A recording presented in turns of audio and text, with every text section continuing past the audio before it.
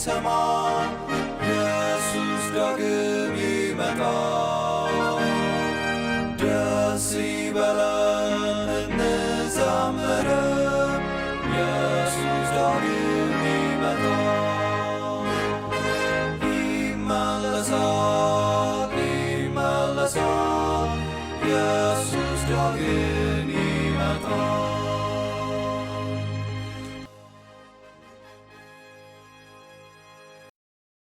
እንደምን አደራችሁ የእግዚአብሔር ቤተሰቦች። እግዚአብሔር አባትን ስለዚህ ጊዜ እናመሰግነዋለን። የእረፍት ቀን ሰጥቶን ደግሞ ከእርሱ ጋር ህብረት እንድናደርግ የተሻለን ጊዜ ከእርሱ ጋር እንድናሳልፍ አምላካችን ስለረዳ እናመሰግነዋለን። ዛሬ በሰንበት ስብከት ፕሮግራማችን የምንመለከተው ከሮሜ 7 ልምምድ እንዴት ወደ ሮሜ 8 ልምምድ መምጣት እንችላለን የሚለውን ነው። ከዛ በፊት አጭር ጸሎት እናድርግ። እግዚአብሔር አባት እናመሰግንሃለን። አንተ መልካም ስለሆንክ ለኛ ህይወት የሚያስፈልገንን ነገር ሁሉ በክርስቶስ ኢየሱስ ስለሰጠህን ተመስገን። በዚህ ጊዜ አይኖቻችንን ልቦናችንን እንድትከፍትልንና ያንተን ቃል ልናስተውል በጸጋህ እርዳን። በኢየሱስ ክርስቶስ ስም አሜን። ሮሜ 7 ውስጥ ያለውን ልምምድ ብዙዎቻችን በደንብ የምናስተውለው ነው ብዬ አስባለሁ። ትግል ነው እንግዲህ የምናየው በሮሜ 7 ከ14 ጀምሮ ያለውን ስናይና ጳውሎስ በዚህ ውስጥ እኔ ማድረግ የምፈልገው ነገር አለ ግን የማደርገው ነገር አለ እና ማድረግ የምፈልገውና የማደርገው ነገር ምንም አይገናኙም። እሞክራለሁ፣ በቃ በህይወቴ እሞክራለሁ ግን ምንም እየሆነ አይደለም እና የሆነ አይነት ተስፋ መቁረጥ፣ የሆነ አይነት እንዲሁ ምን ይሻለኛል የሚል ጥያቄ የሚጠይቅ ሰው ነው የምናገኘው። ይሄ የአማኝ ልምምድ ነው። ምክንያቱም በውስጥ ሰውነቴ በእግዚአብሔር ሕግ ደስ ይለኛል እያለ ይናገራል እና በእግዚአብሔር ሕግ ደስ የሚለው ያመነ ሰው ብቻ ነው እና ግን ውስጥ እኔ የማስበው ነገር፣ የምመኘው ነገር፣ እንደዚህ በሆን የምለው ነገር እና ህይወቴ የሚናገረው ነገር በጣም የተለያዩ ናቸው እያለ ይናገራል። ይሄንን ራሱ ፊል ማድረግ በህይወት መኖራችን አንድ ማሳያ ነው። በዚህ ትግል ውስጥ መኖራችን እና ወይኔ በቃ ይሄ ህይወት በቃኝ፣ አሁንስ ከዚህ ጎስቋላ ስጋ ማን ነው የሚያድነኝ የሚለውን ስሜት መሰማቱ በእርግጥ በክርስቶስ ባለ እምነት እየኖርን እንደሆነ የሚያሳስብ ነው፣ የሚያሳይ ነገር ነው። በእርግጥ ግን ሁልጊዜ እዛ ውስጥ መኖር ክርስትናን አታካች ያደርገዋል። ማለት ህይወት የሌለው ነገር ያለው ዝም ብሎ ሜካኒካል ያደርገዋል። በቃ ትፈልጋላችሁ ግን አታደርጉትም። ይሄ የማይደረስበት በጣም ከፍ ብሎ የተሰቀለ ነገር፣ በቃ ሁልጊዜ እንሞክራለን ግን አንደርስበትም። ተስፋ የሚያስቆርጥ የሚያደክም፣ ምናልባትም በፊት ክርስትና ይመስለን የነበረው በቃ ይሄን አታርግ ያንን አታርግ አይነት ኑሮ እና የክርስትናን ፈን፣ የክርስትናን ህይወት፣ የክርስትናን ደስታ የሚወስድ ነው። በዚህ ውስጥ ለረጅም ጊዜ መቆየት እንግዲህ በህይወት ዘመናችን ሁሉ እዚህ ውስጥ እንቆይ ይሆናል ወይም የማይቀርልን ነገር ሊሆን ይችላል። ግን ከዛ የተሻለን ኤክስፒሪየንስ፣ ከዛ የተሻለን ልምምድ ከሮሜ 7 መጨረሻ ወደ ሮሜ 8 ስንመጣ ደግሞ እናገኛለን። የድል ህይወት፣ የአሸናፊነት ህይወት፣ ከእግዚአብሔር ያለመለየት ህይወት፣ ወደ እግዚአብሔር ባህሪ የማደግ ህይወት፣ የመጸለይ ህይወት፣ በመንፈስ መቃተት፣ እርሱ የኛን ሀሳብ ለእግዚአብሔር የማቅረቡን ነገር እዚህ ውስጥ እናያለንና ሮሜ 7 እና ሮሜ 8 ሁለቱም የክርስቲያን ልምምዶች ቢሆኑም ሮሜ 7 በጣም አድካሚ እና ክርስትናን ከባድ የሚያስመስል ሁልጊዜ ትግል፣ ሁልጊዜ በቃ ለማንደርስበት ነገር መሮጥ የሚመስል ልምምድ ያለው ነው። ዋይል ሮሜ 8 ደግሞ ነፃ የመውጣት የአሸናፊነት ብቻ አይደለም፣ ተጽዕኖ ፈጣሪነት። ሮሜ 8 ላይ ካለ አንድ ሀሳብ እኛ ከአሸናፊዎች እንበልጣለን በወደደን በርሱ የሚል ነው እና ማሸነፍ ብቻ አይደለም፣ ትግሉን አሸንፎ ብቻ መቆየት አይደለም፣ ግን ተጽዕኖ መፍጠር ሌላው ላይ፣ እንዲሁም ካሉን እኛ ላይ ድል ካደረጉን ነገሮች በላይ እኛ የምንኖርበት ህይወት ነው እና በሮሜ 7 እና ሮሜ 8 መካከል ያለውን ምንድን ነው የሚለውን ነው ለማየት የምንሞክረው እና እንደማስበው የሮሜ 7 ልምምድ የብዙ ሰው ልምምድ ነው ብዬ አስባለሁ። እኔም ስለማውቀው እና እንግዲህ አሁን እያጠና ነው እንዳለ ነው በቤተ መቅደሱ 2ኛ ክፍል እንገኛለን። በ2ኛው ክፍል ውስጥ ኑሮ ነው ያለው፣ ህይወት ነው ያለው። የመጀመሪያው የአደባባዩ ክፍል ውስጥ የእግዚአብሔርን መልካምነት፣ የእግዚአብሔርን ማዳን፣ የመስቀሉን ስራ፣ እግዚአብሔር በመስቀሉ ያደረገልን ነገር አየንና ከዛ ወደ 2ኛው ስንሄድ እንግዲህ በዚህ የሚያሳድጉን ህይወት የምንኖርበት ማለት ነው። ከዛ በኋላ ደግሞ ወደ እግዚአብሔር መገኘት የምንገባበት ነውና እዚህ ክፍል ውስጥ ነው እንግዲህ ይሄ ድካምም ይሄ አሸናፊነትም ያለው በዚህ በመካከለኛው ክፍል ውስጥ ቅድስናም በምንለማመድበት ክፍል ውስጥ እና በነገራችን ላይ ምስኪን የሚለው ጎስቋላ እኔ ምን አይነት ሰው ነኝ፣ እኔ ምን አይነት ጎስቋላ ሰው ነኝ የሚለውን ተመሳሳይ ልምምድ በግለሰብ ሳይሆን በቤተ ክርስቲያን ደረጃ በላዶቂያ ቤተ ክርስቲያን ላይ ተጠቅሶ እናገኘው። ጎስቋላ የሚለው ቃል 2 ጊዜ ብቻ ነው በመጽሐፍ ቅዱሳችን ተገልጾ የምናገኘው። አንደኛው ሮሜ 7 ላይ ነው፣ በትግል ውስጥ ላለ ክርስቲያን። 2ኛው ለላዶቂያ ቤተ ክርስቲያን ነው። ላዶቂያ ቤተ ክርስቲያን እግዚአብሔር ምን ያደርግልኛል ብላ በራሷ የምትመካ የነበረች ከእግዚአብሔር ብዙ ነገር መውሰድ የነበረባት ቤተ ክርስቲያን ናት እና እሷን መጽሐፍ ቅዱስ ሲገልጻት ጎስቋላ ብሎ ነው። ራሷን እንደዛ ብላ አትገልጽም። በእርግጥ ግን መጽሐፍ ቅዱሳችን ሲገልጻት ጎስቋላ ብሎ ነው የሚገልጻት። ከራሷ ያልወጣች ቤተ ክርስቲያን ነበረች እና ይህንን ተመሳሳይ የሆነ ህይወት የሌለው ደረቅ መመላለስ መጽሐፍ ቅዱስ በኤርምያስ ምዕራፍ 17 ቁጥር 6 ላይ እንዲህ ብሎ ይናገራል። የመጀመሪያውን ክፍል ሳላነብ 2ኛውን ክፍል አነባለሁ። እንዲህ አይነቱ ሰው ማንም ሊኖርበት በማይችል በጨው ምድርና በደረቅ ምድረ በዳ እንደሚበቅል ቁጥቋጦ ነው። በህይወቱ ሙሉ ምንም መልካም ነገር አያገኝም ይላል። ይሄ የትግሉ ህይወት፣ የጎስቋላነቱ ህይወት በእርግጥ የአማኝ ሰው ልምምድ ነው፣ ግን ድርቀት አለው። ተስፋ መቁረጥ አለው።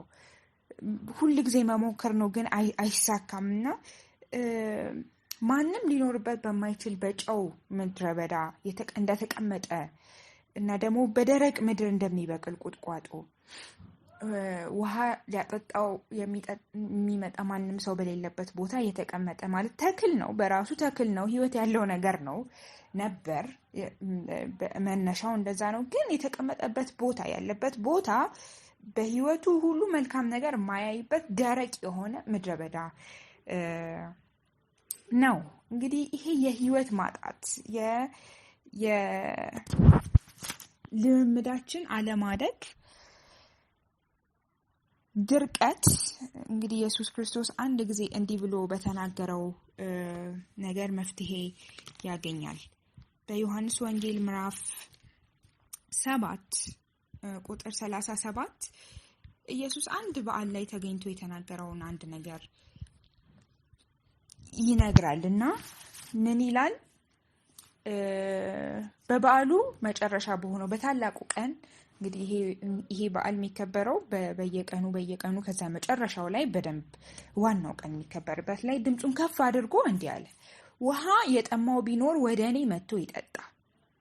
አሁን ለህይወት የሚሆን ነገር የሚፈልግ ከሆነ ለደረቀ ነገር ህይወት የሚያስፈልገው ከሆነ ሰው ህይወቴ እንጨት አለኝ ካለ ክርስትናዬ መመላለስ ሆነብኝ፣ ክርስትናዬ የማልደርስበትን ነገር በቃ ሁል ጊዜ እየተንጠራራው ተስፋ መቁረጥ ሆነብኝ ለሚል ሰው ወደ እኔ መጥቶ ይጠጣ አለ። በእኔ የሚያምን መጽሐፍ እንደሚለው የህይወት ውሃ ምንጭ ከሆዱ ይፈልቃል። መጽሐፍ ቅዱስ እንደሚናገረው በፊት በትንቢት እንደተነገረ በእኔ የሚያምን የህይወት ውሃ ምንጭ ከሆዱ ይፈልቃል። ህይወት አይደለም ሊረሰርስ፣ አይደለም ሊጠግብ፣ አይደለም ሊረካ። የህይወት ውሃ ምንጩ ራሱ ከሱ ውስጥ ይፈልቃል ይላልና ህይወት ሲያቆም ማለት እየቆምን እየተመላለስን ግን ይሄ ልምምዳችን እየደረቀ ልምምዳችን በጣም ሜካኒካል እየሆነ ህይወት እንደሌለው ስናውቅ መሄድ ያለብን ወደ ክርስቶስ ነው ማለት ነው። ግን እዚህ ላይ አያበቃም፣ ጥቅሱ ይቀጥላል። ይህንንም የተናገረው በእርሱ የሚያምኑ ስለሚቀበሉት ስለመንፈስ ቅዱስ ነበረ ብሎ መጽሐፍ ቅዱሳችን ራሱ ማብራሪያ ይሰጣል። የህይወት ውሃ ምንጭ ከሆዱ ይፈልቃል የተባለው ስለ መንፈስ ቅዱስ ነው።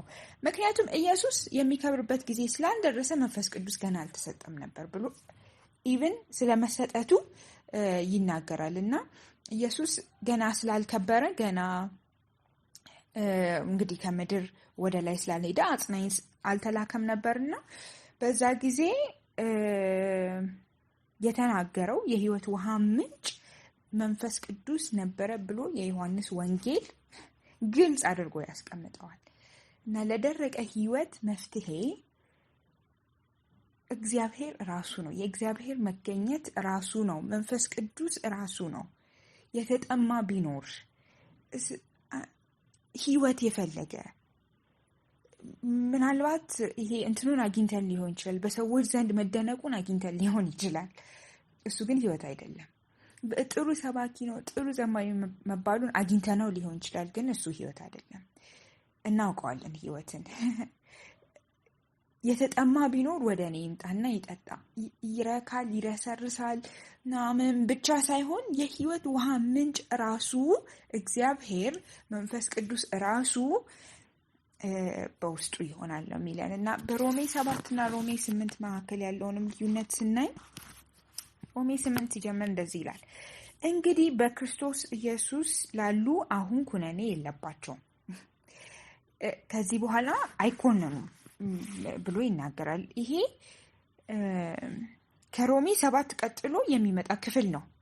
ምክንያቱም በኢየሱስ ክርስቶስ ህይወትን የሚሰጥ የመንፈስ ቅዱስ ህግ ከኃጢአትና ከሞት ህግ ነፃ አውጥቶኛልና ብሎ ይናገራል እና በኢየሱስ ክርስቶስ ያለው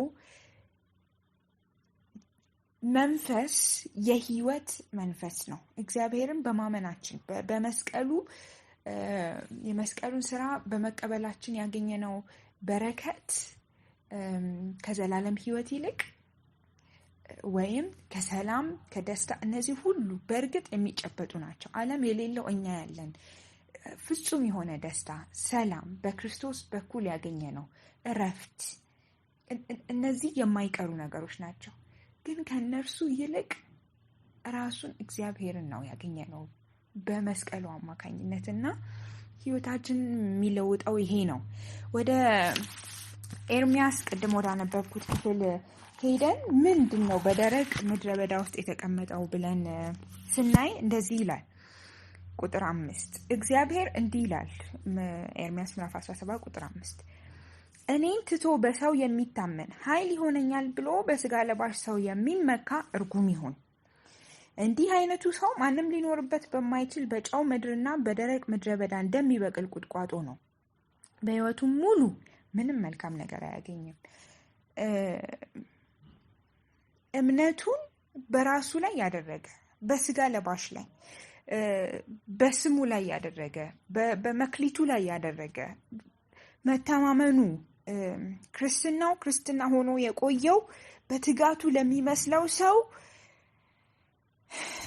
ማንም ሊኖርበት በማይችል በጨው ምድረ በዳ እንደተቀመጠ ነው የሚለን። በሰው መታመን ይሄ ነው የሚለን። ከዛ ግን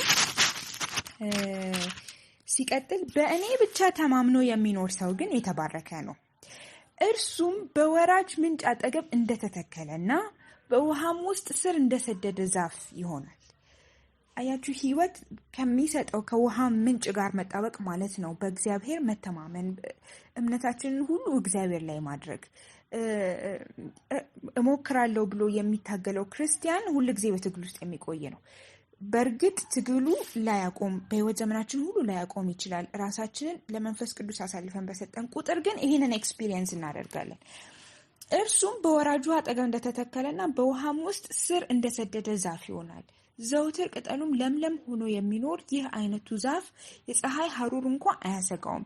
ሐሩር የለም አልተባለም፣ የሚያደርቀው ነገር የለም አልተባለም፣ ግን አያሰጋውም። ዝናብ ባይዘንብለትም እንኳን ፍሬ ከማፍራት አይገታም።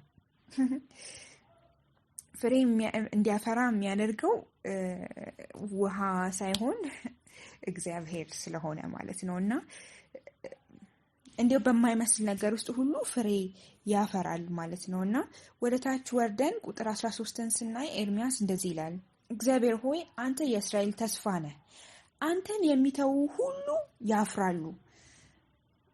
ይሄ ሩቅ ነገር አይደለም። እግዚአብሔርን መተው ሩቅ ነገር አይደለም። ለውሏችን እግዚአብሔርን ልንተወው እንችላለን። አንዳንድ ጊዜ ሳይሆን ብዙ ጊዜ አገልግሎትም ልክ እንደዚሁ ይሆናል። የኛ ጥረት የኛ ብቻ እግዚአብሔር የሌለበትና አንተን የሚተዉ ያፍራሉ። የሕይወት ውሃ ምንጭ የሆንከውን አንተን እግዚአብሔርን ስለተዉ በትቢያ ላይ እንደተጻፈ ስም ይደመሰሳሉ ይላልና እግዚአብሔር ላይ አይኖቻችንን ማድረግ፣ ትኩረታችንን ማድረግ፣ በመንፈስ ቅዱስ ያለን ሕይወት መኖር ራስን መተው ይጠይቃል። ግን ሁል ጊዜ የምንጠቀመው አንድ ኖት አይ በት ክራይስት፣ እኔ ሳልሆን ክርስቶስ፣ እሱ ሊልቅ እኔ ላንስ ይገባል የሚል ሀሳብ አለ።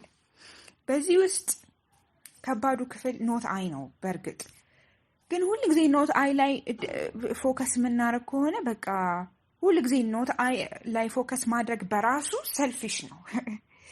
በቃ አይኖቻችን ወደ እግዚአብሔር ማንሳት፣ ወሬያችን ሁሉ እርሱ መሆን፣ በመንፈስ መኖር፣ ፈቃዳችንን ለእግዚአብሔር ፈቃድ አሳልፈን መስጠት።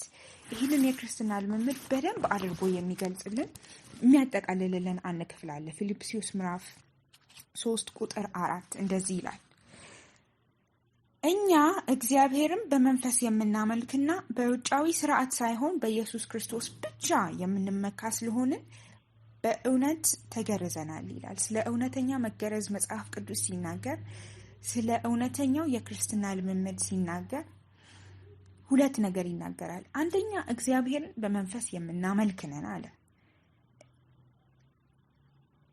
ሕይወታችን በሙሉ በመንፈስ ቅዱስ የተሞላ የተመራ ነው አለ። በውጫዊ ስርዓት ሳይሆን፣ በአገልግሎቴ ሳይሆን፣ በስብከቴ ሳይሆን፣ በመዝሙሬ ሳይሆን፣ በዋቴቨር ሰዎች እንዴት ያለ ክርስቲያን ነው ምናምን የሚያስብለው ነገር በእርሱ ሳይሆን በኢየሱስ ክርስቶስ ብቻ የምንመካ ስለሆንን በእውነት ተገርዘናል ይላልና ሮሜ 7ን በደንብ ነው የምናውቀው። ሮሜ 8ንም ደግሞ እንድናውቀው የጌታ ፈቃድ ነውና ይህንን የድል ሕይወት እርሱ እንዲያኖረን፣ ትኩረታችን ሁሉ እርሱ ላይ እንዲሆን፣ ከራሳችን እንድንወጣ፣ ፈቃዳችንን እንድንሰጠው፣ እግዚአብሔርን ራሱን፣ መንፈስ ቅዱስን ራሱን እንድንጠማ። የሕይወታችን መሻቶች፣ ፍላጎቶች ብዙ ናቸው፣ አያልቅም። ይህንን ሕይወት በብዙ ነገር ብንሞላው አያረካም። የሚያረካው ምንጭ ብቸኛ እንዲያው ዛፍ እንኳን ዝናብ እንኳን ባይኖር ፍሬ እንድናፈራ የሚያደርገን ብቸኛው ምንጭ መንፈስ ቅዱስ ራሱ ነው። በኢየሱስ ክርስቶስ በማመናችን የምንቀበለው ትልቁ በረከት ይሄ ነውና እግዚአብሔርን ኢንጆይ እንድናደርገው በእውነት ሕይወት ትግል፣ በቃ ክርስትና ከትግል ያለፈ እንዲሆን እግዚአብሔር ያሰበውን ሀሳብ እንድንኖረው ዕለታችን ሁል ጊዜያችን ሕይወት ያለው እንዲሆን፣ እንዳይደርቅ፣ ሜካኒካል እንዳይሆን ጌታ በጸጋው ይርዳን። የሰማችሁትን ሁሉ እግዚአብሔር ይባርካችሁ።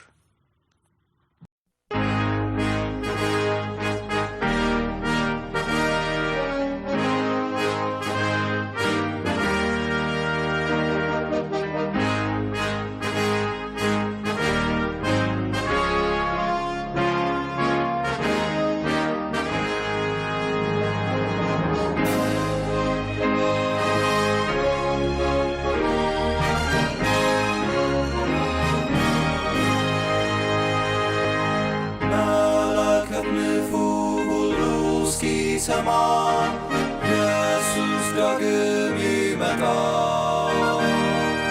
ደስ ይበለን እንዘምር፣ ኢየሱስ ዳግም ይመጣል።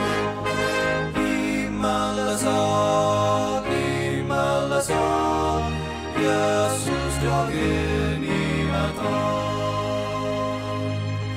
ተራሮቹ ሜዳም እንዲሁ ኢየሱስ ዳግም ይመጣል። ኢየሱስ ይመጣል በክብር ዙፋን፣ ኢየሱስ ዳግም ይመጣል። ይመለሳል ይመለሳል፣ ኢየሱስ ዳግም ይመጣል። ፍጥረቱ ሁሉ ይናገረናል፣ ኢየሱስ ዳግም ይመጣል። እስከ ባህር ዳር ሁሉ ያየዋል፣ ኢየሱስ ዳግም ይመጣል። ይመለሳል ይመለሳል፣ ኢየሱስ ዳግም ይመጣል። የምድር መናወጥ ለሰዎች ይላል፣ ኢየሱስ ዳግም ይመጣል። አውሎ ነፋስም ያስታውቀናል፣ ኢየሱስ ዳግም ይመጣል። ይመለሳል ይመለሳል፣ ኢየሱስ ዳግም ይመጣል። ሕዝብም ይቆጣል፣ በዚህ ይታወቃል፣ ኢየሱስ ዳግም ይመጣል።